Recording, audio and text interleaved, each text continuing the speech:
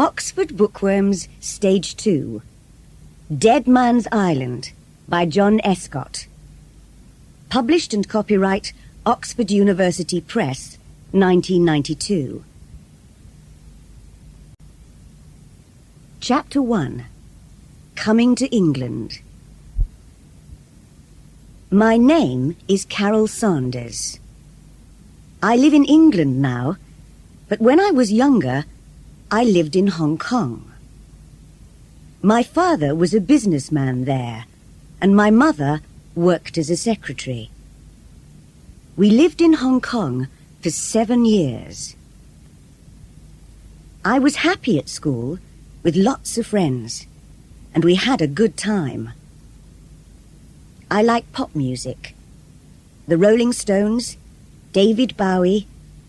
Jake Rosso was my favourite singer. He died in a car accident the year I left school. But I listened to his pop records all the time. I had hundreds of pictures and photos of him on my bedroom wall. Then one day in winter, when I was 17, things began to go wrong for me. My father went to Australia on business. I loved him very much and didn't like him going away. "Come home quickly," I always said to him. He was in Australia for 2 weeks. Then on the day of his journey home, an aeroplane from Sydney crashed into the sea just south of Hong Kong. Everybody on the plane died. I heard about the plane crash on television. At first, I did not think about my father. Then I remembered he was flying back from Sydney on that day. "Oh no," I cried. I telephoned the airport, but they did not know the names of all the passengers then. Perhaps my father didn't get that plane, I thought. Oh, please, please. My mother was at work, and I called her on the telephone. She came home quickly, and we went to the airport and waited for news. Later, we learned my father was on the plane. "It's not true," I shouted. But it was true, and I began to cry.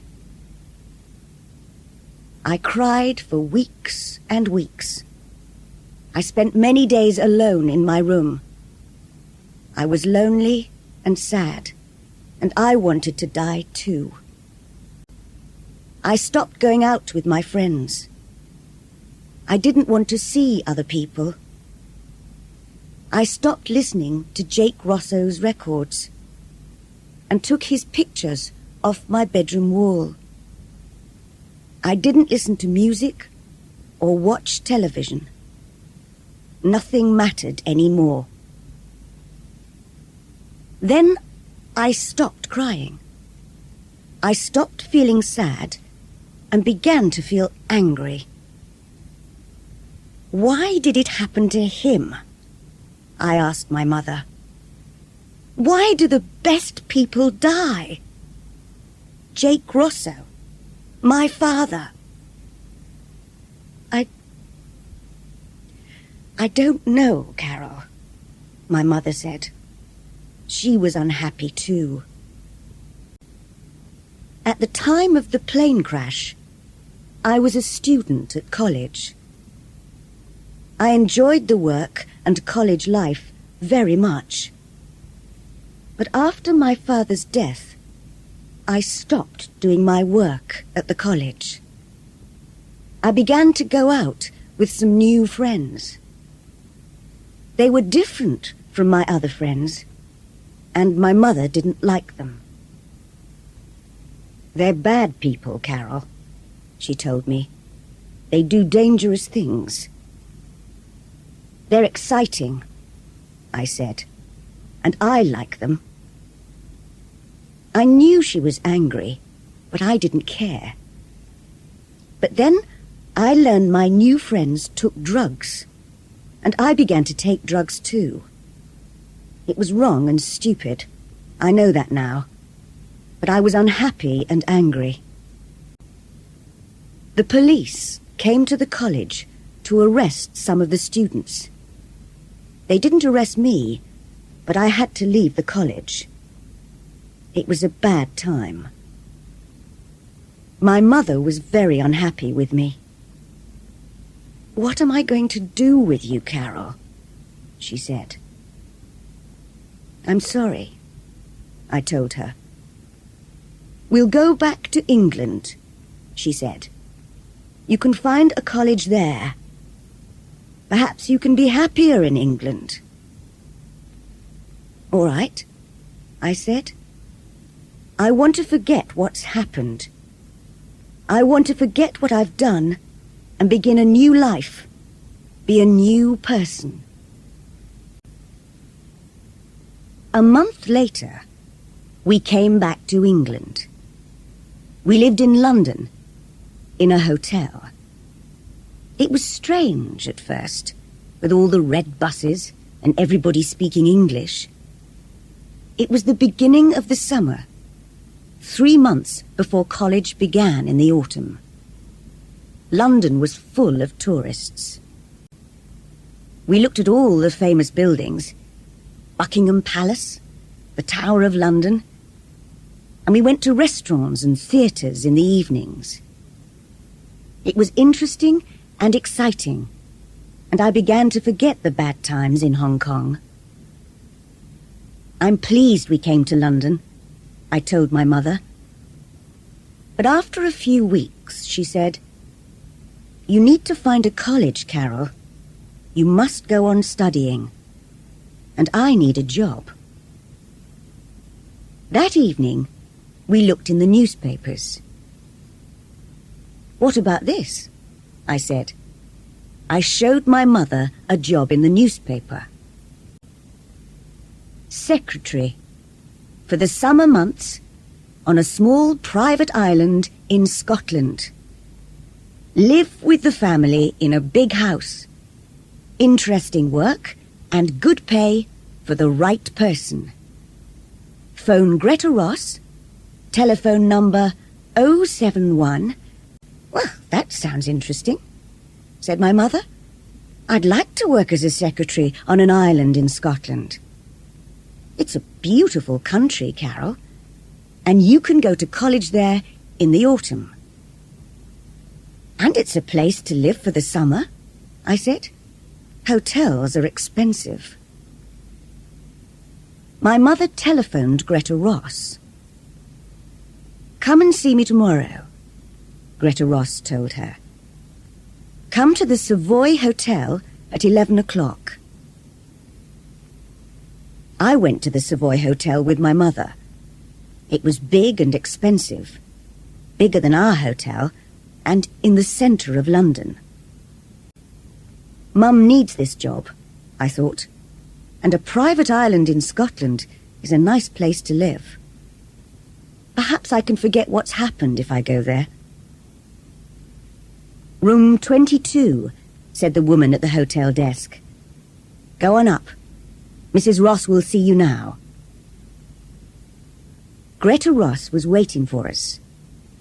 She was about 30 years old and very beautiful. She wore an expensive red dress, and her hair was very long and dark. "This is my daughter Carol," said my mother. "Hello, Carol," said Greta Ross. "Hello," I said. "Carol is 18 years old," said my mother. "Can she come with me if I get the job? Perhaps she can help in the house or in the gardens. She likes gardening.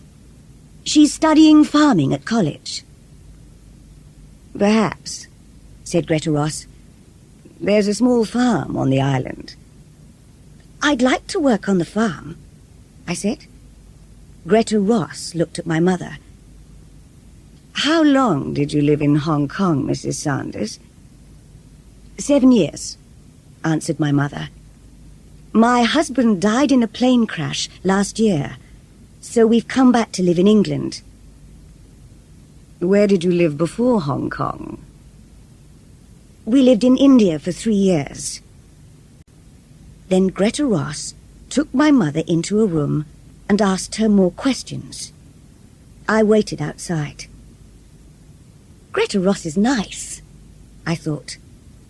I hope my mother gets the job. Soon after, the door opened and my mother came out. She was smiling. Greta Ross said, "Please wait here for a minute, Mrs. Sanders. I want to make a phone call." She went back into the room and closed the door. I was sitting on a chair near the door, and I could just hear Greta Ross's voice speaking on the phone. "I think I've found someone," she was saying. "She has a daughter, but the girl can work in the garden or on the farm. Don't worry. They've been away from England for 10 years. It'll be all right, I tell you. Don't worry." After a few minutes, Greta Ross put down the phone and came out of the room. "You've got the job," she told my mother. My mother was pleased. "Thank you," she replied. I was pleased too, but now I was worried about that phone call. I didn't understand it. Chapter 2. The Island. We went to Scotland the next day. First by plane, then by train. Greta Ross travelled with us. I looked out of the train window and saw fields and villages and mountains. Mum is right, I thought. Scotland is a very beautiful place. "You're going to be my husband's secretary," Greta Ross told my mother. "He's a businessman, but he never leaves the island. He does all his work by telephone and letter and computer. He invests money in companies all over the world." "Do many people live on the island?" I asked. "Not many," said Greta Ross. "You'll meet them soon." Greta Ross is young, I thought. Is her husband young too? How can a young man buy an island? Is he very rich? After the train, we went on Mr. Ross's boat, which took us out to the island. The boatman was a young man. He had dark hair and was brown from the sun. "This is Tony," said Greta Ross. "He works for Mr. Ross." "Hi," said Tony. Soon we were near the island. I could see the beaches and the cliffs. The boat slowed down. "There are dangerous rocks round the island," explained Tony. "A lot of them are under the water, and you can't see them. I have to be careful. But the rocks keep other boats away, and that pleases Mr. Ross." "Why?" I asked. Tony looked at Greta Ross, but she wasn't listening. "Mr. Ross doesn't like visitors to the island," Tony said in a quiet voice. Then Greta Ross looked at us, and Tony said no more. Why doesn't Mr. Ross like visitors? I thought. Has he something to hide? When we arrived on the island, my mother and I followed Greta up to the house. It was very big, and there were trees all around it. A woman was waiting inside the house. "This is Mrs. Duncan, Tony's mother," said Greta. "She's the housekeeper, and her husband is the gardener." Mrs. Duncan will take you up to your rooms. I'm going to tell Mr. Ross you've arrived. The housekeeper was a little woman with short hair. She went up the stairs, and my mother and I went after her. My room was next to my mother's. I looked out of the window and saw the gardens at the back of the house. A man was working in the garden near some trees. Is that Mr. Duncan? I thought. I looked between the trees and saw the sea. It's a beautiful house and a beautiful island. That evening, we had dinner with Mr. and Mrs. Duncan and Tony. We ate in the big kitchen. What happened to Mr. Ross's last secretary? Asked my mother. She's in hospital, replied Mrs. Duncan. She's going to be away all summer. Isn't Mrs. Ross lonely here? I said. No, said Mrs. Duncan. She likes painting a lot. She has a room upstairs and goes there to paint. She's very good. Sometimes she goes to different places on the island to paint pictures. We finished eating our meal. Soon after, Greta Ross came into the kitchen. Mr. Ross wants to see you and your daughter now, Mrs. Saunders, she said. Follow me, please. We followed her through the house and into a big room. This was Mr. Ross's office, and he was sitting behind a desk. I was surprised. He was a young man, about 30. He had a moustache, short dark hair, and he wore glasses. Mr. Ross was speaking into the telephone. Who does he look like? I thought. Is it Tony Duncan? Mr. Ross is talking to a business friend in New York, said Greta. Please sit down. While we waited, I looked around the office. There were 3 telephones, a computer, and lots of books and papers. There was another door, and I could see a smaller room next to the office. There was a smaller desk and another computer in there. Mr. Ross finished speaking on the phone, then looked carefully at my mother and me.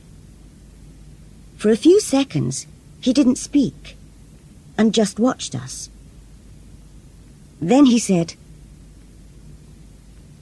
I'm pleased to meet you, Mrs. Saunders. I need some help with my work. My secretary is in hospital, and there's a lot of work to do. Sometimes you'll have to work late at night because of time differences in New York and Tokyo. Is that all right? Yes, that's all right, said my mother. Can you use a computer? Yes. Good.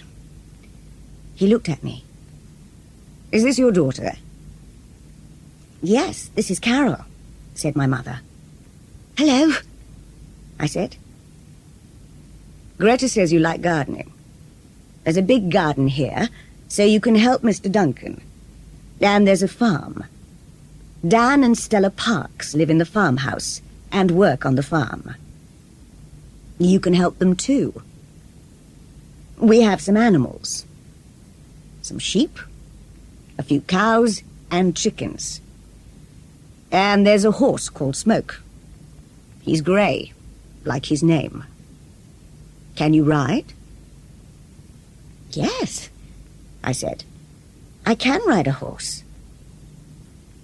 You can ride Smoke around the island, if you like. I'd like that, I said. Thank you. And we grow vegetables and fruit, he said. I work on the farm sometimes. I enjoy it. I smiled at him, but he didn't smile back. Carol will enjoy working on the farm, said my mother. Won't you, Carol? death, I said. Mr. Ross looks sad, I thought. But how did he get all his money? And why does he hide away on an island?